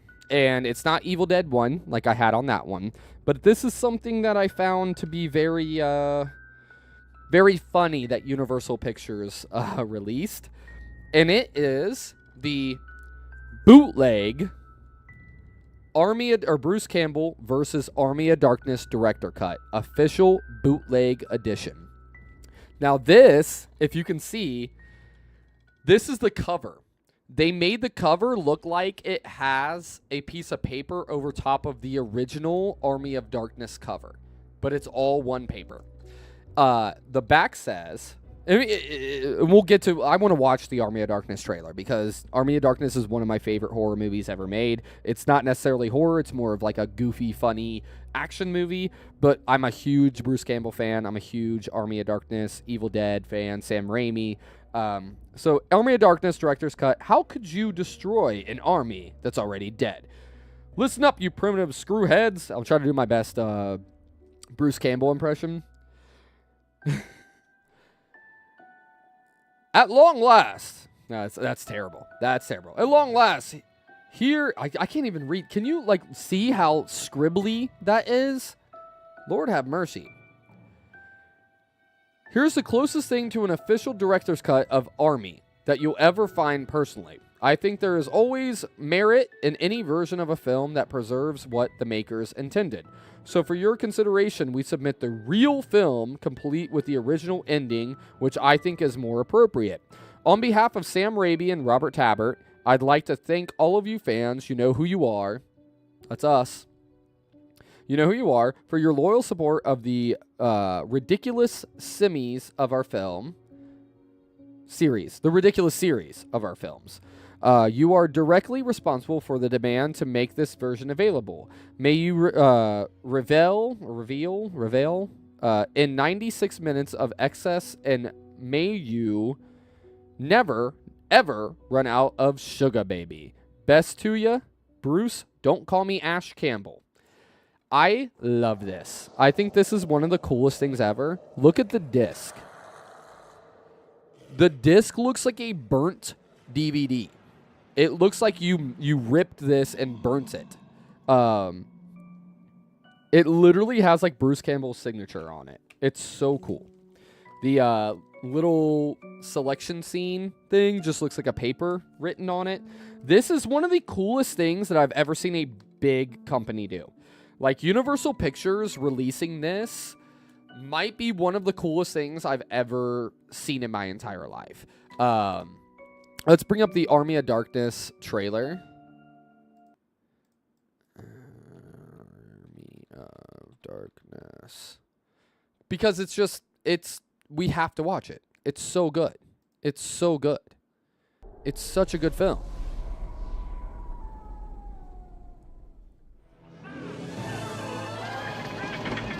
It's so much fun.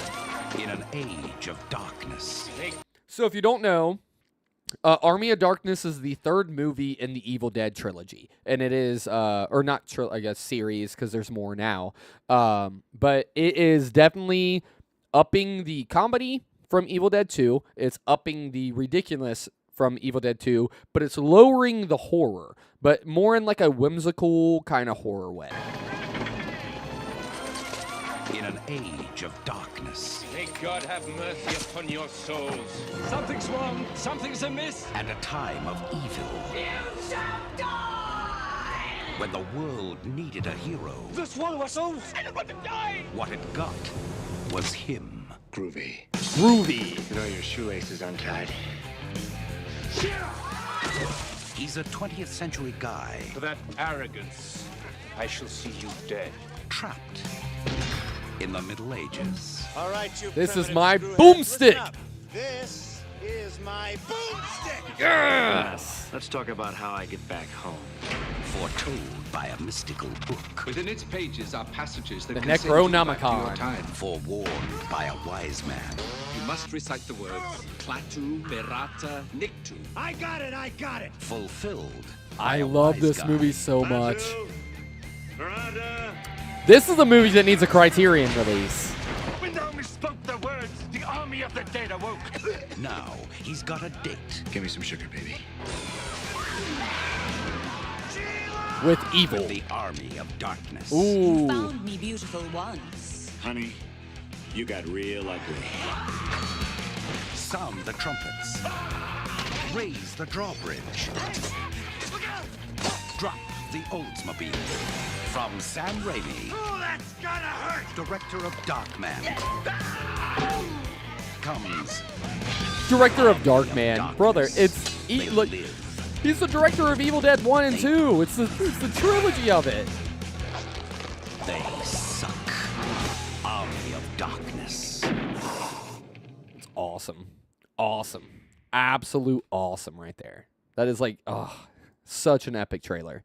Yeah, so the bootleg edition, even though it's not actually bootleg, a Bruce Campbell versus the Army of Darkness. I absolutely love it. I love it. All right, we're switching back. I actually have to look and see what this one is because it is not in English.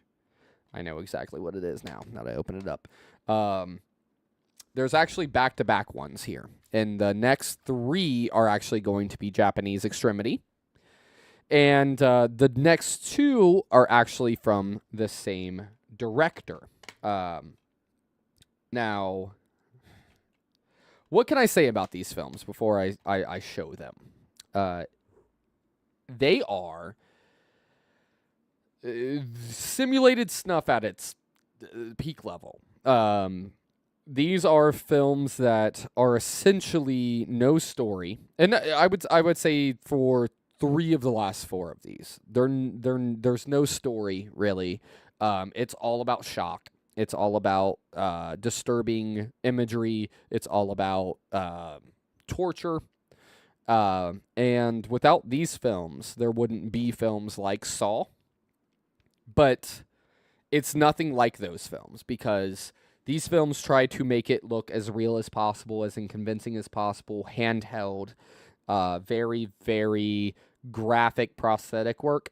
And the first one here is Suicide Dolls. And Suicide Dolls, let me get some more info here because I'm not 100% sure when it was released. 1999. It's a 60-minute movie, 1999, by Tamakachi Honoru. Now, if that sounds familiar, I have another one of Tamakachi's films right next to me.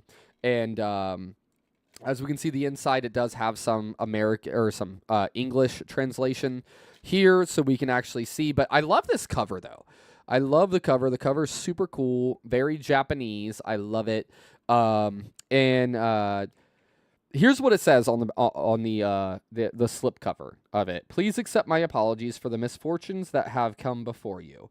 3 suicides are told in this story. 1, the rash behavior of a young drug addict woman who discovers a gun in her new apartment. 2, a married woman seeks to flee her circumstances after accumulating massive debt on top of her husband's divorce. 3, an AV actress decides to conduct a seppuku on camera. As her final performance, organs will spill. Masker Video proudly presents Tamakachi Honoru's infamous Suicide Dolls along with the extremely rare documentary of making Suicide Dolls for the first time anywhere in the world outside of Japan. So this is actually the first time this was released outside of Japan on physical format. Suicide Dolls is presented on DVD in a completely uncut form with brand new English subtitles. So what can I say about Anaru films, Tamakachi Anaru films? They are graphic.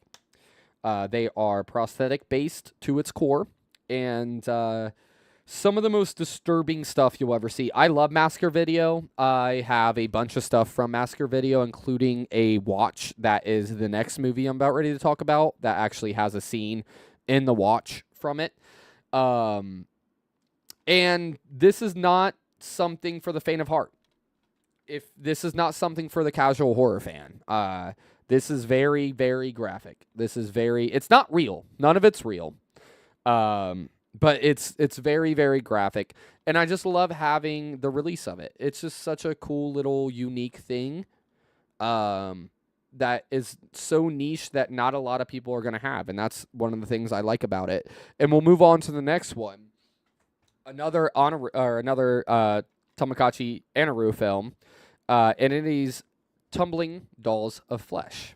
Tumbling Dolls of Flesh, let me cover some stuff up here because there is definitely nudity. It's the same thing, the Japanese slipcover, Massacre Video down here. Now, whereas this one, the previous one was telling 3 stories about people who unfortunately took their own lives. This one is more, I would say, along the lines of pornographic, along the lines of snuff.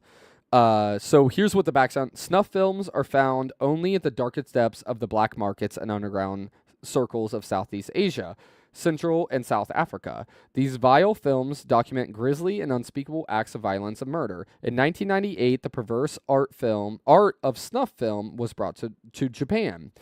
Massacre Video proudly presents a Japanese AV director Tamagotchi Anaru's Tumbling Dolls of Flesh, aka Psycho the Snuff Reels, Nico Dorama, a chronicle of the final moments of life and the blood-soaked death of young actress. This controversial and confrontational piece of underground filmmaking remains among the hardest to see and the most notorious gore films in the era and is coming to DVD for the first time anywhere in the world outside of Japan.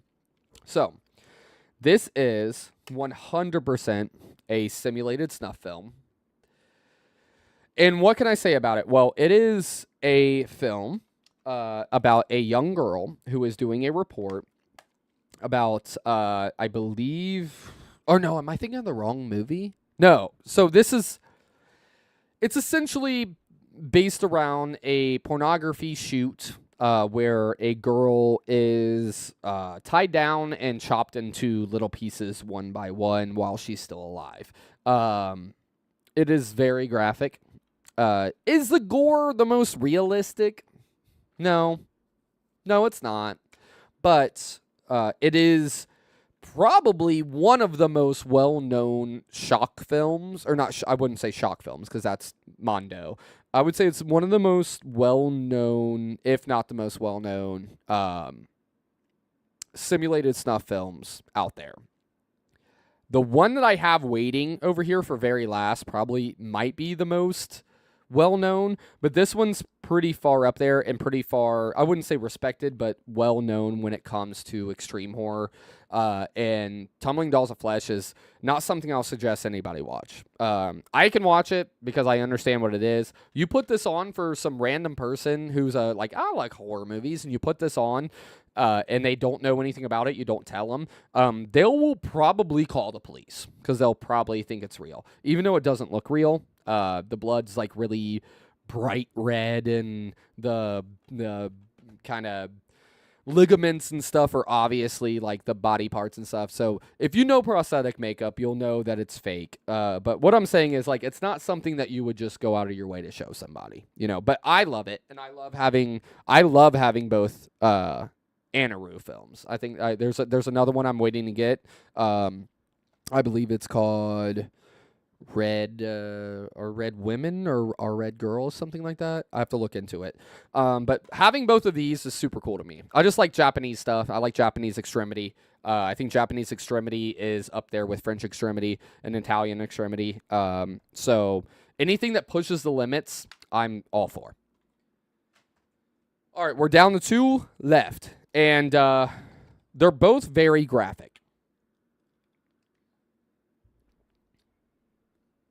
They're both very, very graphic.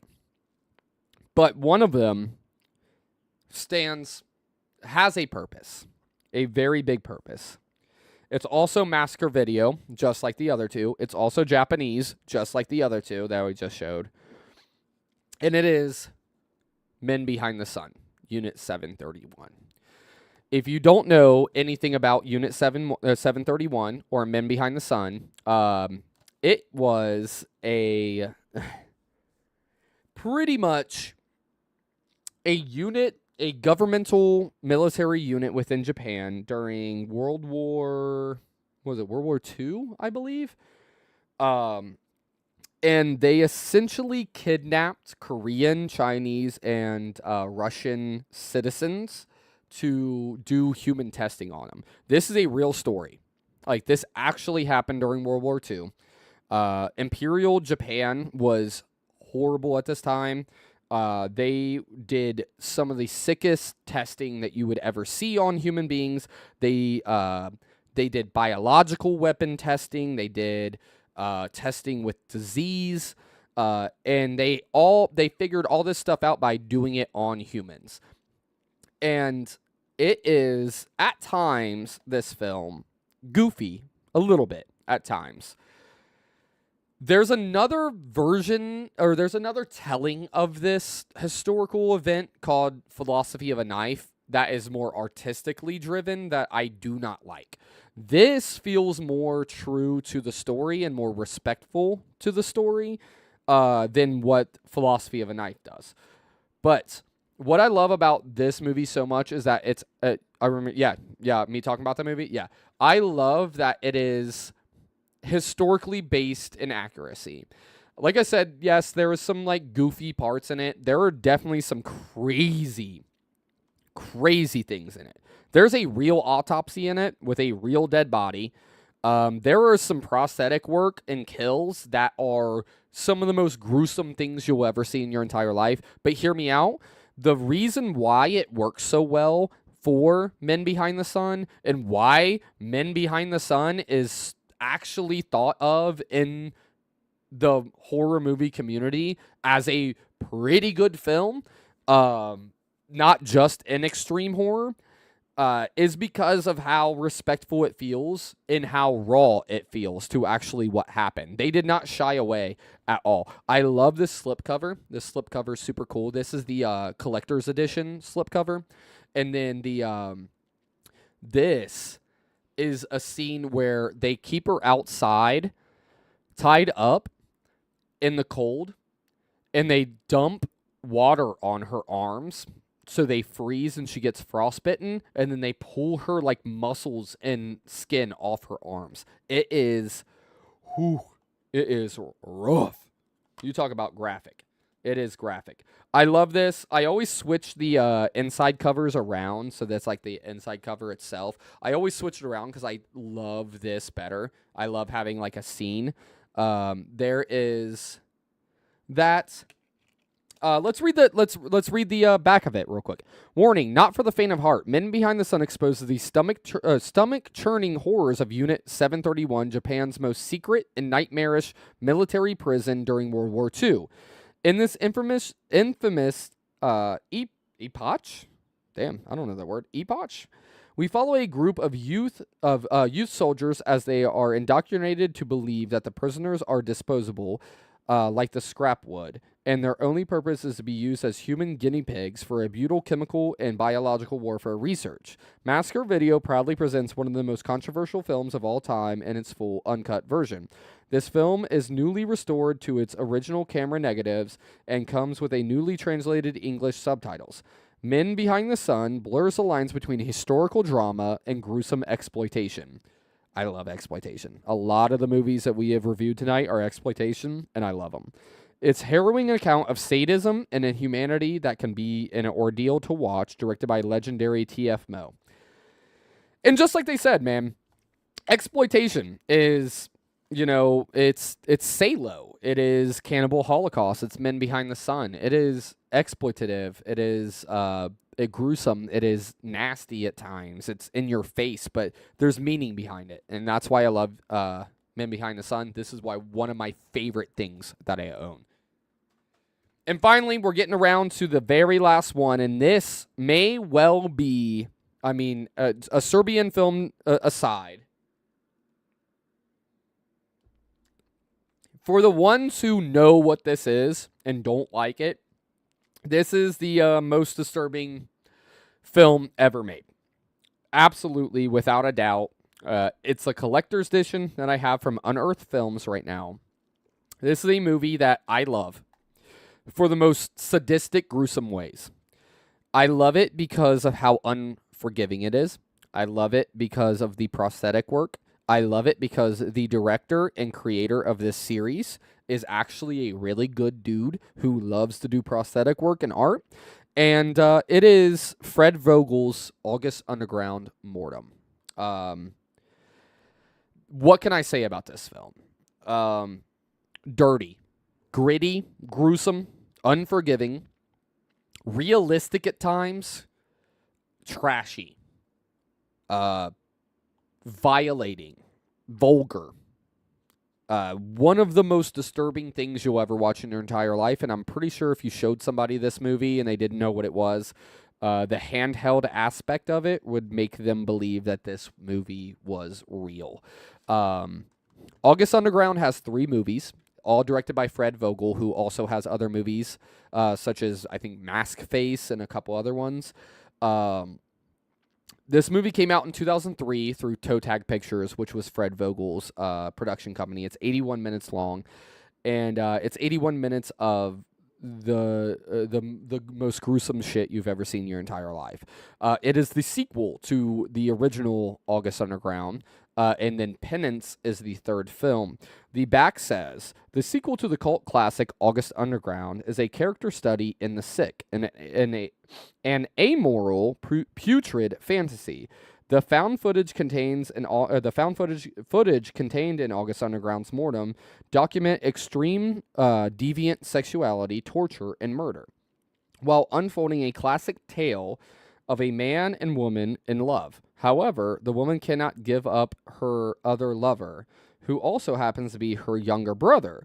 August Underground's Mortem will vomit all over you and leave you for dead. Yeah. This movie is, let me cover some stuff up here so you guys can see the cover there. It's really freaking cool. Really freaking cool. This is one that I just would not suggest to anybody outside of extreme horror fans. I love it. I think it's grotesquely awesome in such a weird way. I think that it pushes the boundaries of what's acceptable. And I think that it just shows that somebody like Fred Vogel, who is actually a really good dude from Pittsburgh, Pennsylvania, who just likes to make really messed up movies, can do that. Because it's a movie. Why take it so seriously? If you don't want to watch it, if you think it's smut, if you think it's gross, then don't watch it. That's the beauty of film. Just don't watch it, right? But what can I say about this, man? There are, some of the most ridiculous scenes ever. Again, it's kind of like a Serbian film. I don't really want to talk about it too much on stream because of some of the graphic nature of what happens in Mortem. But it's a film with the most depraved stuff you've ever seen. Like, it's gruesome. It is rough. It's appalling at times. But that's what makes it beautiful. Isn't, like, Pink Flamingos that, too? Like, I don't know. Either way, this is the collector's edition. This is probably my top 3-4 things that I own. Unearthed Films is supposed to be doing the full trilogy release on 4K with the August Underground Mortem unedited cut. And so I'm probably going to get that because I want the whole entire trilogy. But that wraps it up for our movie collection here. Like I said, we're going to be doing a VHS one as well once I'm able to have my VHSs out and be able to show you guys. Sorry, I had a burp. It was that was just a small piece. I have a lot more to show. And we can go over some more of like the more regular ones next time. Maybe next week we can go over some of my normal kind of collector's edition horror movies rather than more of the extreme ones. But those were my favorite ones, and those are the ones I want to show because I'm an extreme horror fan. And I hope you guys enjoyed it. I hope you guys liked learning about some of those really messed up movies and some of the fun ones like Evil Dead and Army of Darkness. And I look forward to doing this again soon for the rest of my films. All right. Now that we wrap that up. All right, cool, dude. I think we're gonna wrap up here. I think my dinner's here. This has been a nice 2-hour stream on YouTube. Not bad at all. We'll be back on tomorrow on Twitch. Probably around 4:30. No, I'll be off at 4:30. Probably around 5. I'd say probably around 5 tomorrow on Twitch. And we'll hang out. We'll watch some YouTube. React to some stuff. Thanks, man. Hey, we'll do some more, sir. We'll do some more. All right. That was more of my favorite stuff. And I know that's not for everybody. It's very graphic films, but that's stuff that I like. And I wanted to kind of show off on stream. So I appreciate it. We'll catch up again tomorrow, if not Thursday or Saturday when I'm on Twitch. And have a good night. All right. Have a good night. Get some sleep. And I'll see y'all. I'll see you at Twitch. Like I said, follow me on Twitch at Pizza Guy JB JAYBEE. That's where I stream the most. And we'll pick up everything there tomorrow. So we'll see you guys later. Have a good night. Thanks for tuning in to stream, and